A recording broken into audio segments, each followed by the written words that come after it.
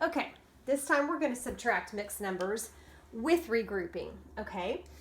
Once again, if they've written your problem horizontally, we want to rewrite it vertically so we can easily find our common denominator. So here we have 8 minus 4 3/5. We're always going to want to take care of our fraction side first, so we're looking at nothing minus 3/5. Well, can you take 3/5 away from nothing? Well, no, you can't. So you're going to have to borrow from this 8. Well, we know when we borrow from the 8, we're going to make it a 7. But what's our fraction going to be?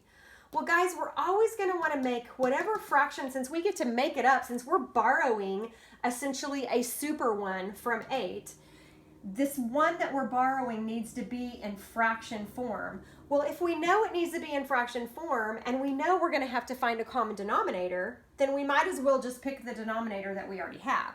We already have a 5. Well, what is this number going to be on top if this fraction equals 1 whole? Because we borrowed 1 whole from this 8, right?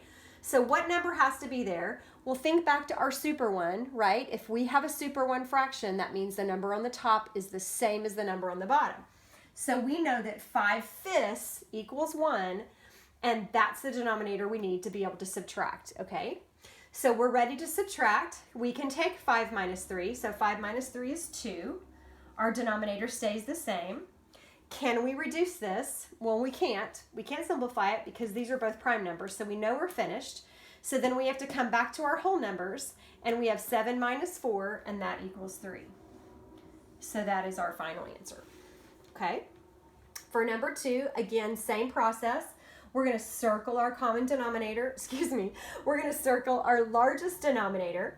We ask ourselves, does 4 go into 6? It doesn't, so we start singing our 6 song. 6, 12, does 4 go into 12? 4, 8, 12, it does. So our first common multiple, which is our common denominator, is 12.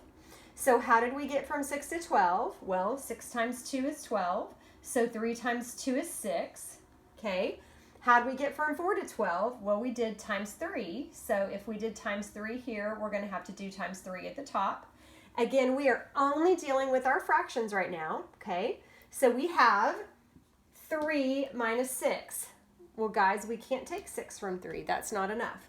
So again, this is our examples of regrouping. So we're going to have to borrow again. So we come to our whole number, we cross it off, and we're borrowing 1 whole.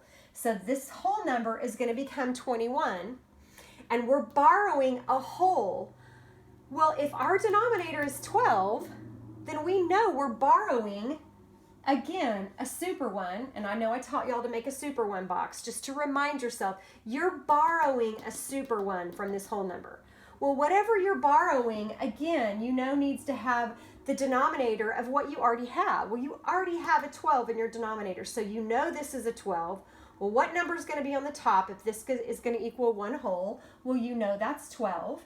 So you're borrowing 12, 12, but look what you already have. You already have 3 12s, and you borrowed another whole, so you're going to have to add these two numbers together because you already had 3 12s. You borrowed 12 12s. That's your super one, your 1 whole. So now you have 15 12s. So now do you have enough to subtract your 6? Yes. Okay, so 15 minus 6 is 8. Your denominator stays the same, so that's 12. Guys, is there anything that they're going to have as common factor? Well, we know that they do because they're both even, right? So we know, worst case scenario, we've got a 2.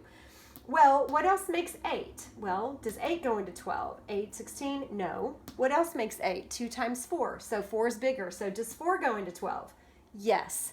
Okay, we're looking for the greatest common factor. The greatest common factor they share is 4. So our super one is going to be 4 over 4.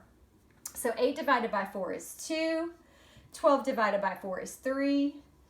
These are 1 away, so we know our fraction part. Y'all, this is a whole lot of work. It looks kind of crazy on the board, but if you do it and you just take your time and you work the process, it's exactly what you've already done, okay? So this is your fraction. You're done with your fraction part, but we're still over here needing to deal with our whole numbers, okay? So let me write this 21 right here so it makes it a little bit easier to subtract. So we've got, again, we subtract a little differently. So we've got 2 minus 0 is 2, but does our friend need help? Yes. So we're going to write a 1. We're going to give our friend the help. If you guys don't know what we're doing, you need to go watch the subtraction video so you'll know we subtract a little differently. So we've got 11 minus 7. 11 minus 7 is 4. So this is our whole number answer. This is our fraction answer, but what do we need to do to these two things? Right? We need to put them together. So our final answer is going to be 14 and 2/3. Okay? All right, so we're over here. We've got a 5 and a 3, so our biggest denominator is a 5, so that's what we're going to circle.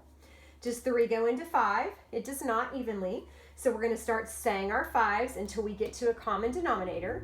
So 5, 10, 3 doesn't go into 10. 5, 10, 15, 3 does go into 15, so our common denominator is 15. So how did we get there? Times 5. So 2 times 5 is 10. How did we get there? 5, 10, 15. 5 times 3 is 15, so 1 times 3 is 3. Can we subtract 10 from 3? No, we can't. So we're in the same situation. We're going to have to borrow. So we're going to come over to the 38. We're going to borrow 1 whole, so that's going to make that a 37. Again, guys, we have 15 as our denominator. So the super one that we want to borrow, we already know we need it to have 15 as a denominator. So what is the numerator going to be if this equals 1, the 1 whole that we took from 38? Well, we know it has to be a 15, okay? Well, we've already got 3 15ths. We just borrowed another 15 15ths. So we need to add these two things together. So that gives us 18 over 15. And now can we subtract 18 minus 10? Yes, we sure can. So 18 minus 10 is 8. Our denominator stays the same. We have to make sure this is lowest terms.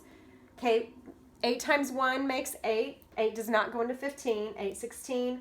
The only other thing that makes 8 is 2 and 4. Well, those are both even numbers, and 2 and 4 don't go into 15. So our fraction is lowest term, so we're done with that. So we come over to our whole numbers, and guys, in 5th grade, this is a common mistake too. Y'all remember to do the fraction, and this took a while, and you get that answer, and then sometimes you forget to come do the whole number, so don't forget to do that, okay? All right, so we're ready to subtract. So 3 minus 1 is 2. Does our friend need help? He doesn't, so we can write our 2. And 7 minus 6 is 1. We didn't have to reduce our fraction, so we're going to write it neatly together because we're finished, and there is our final answer.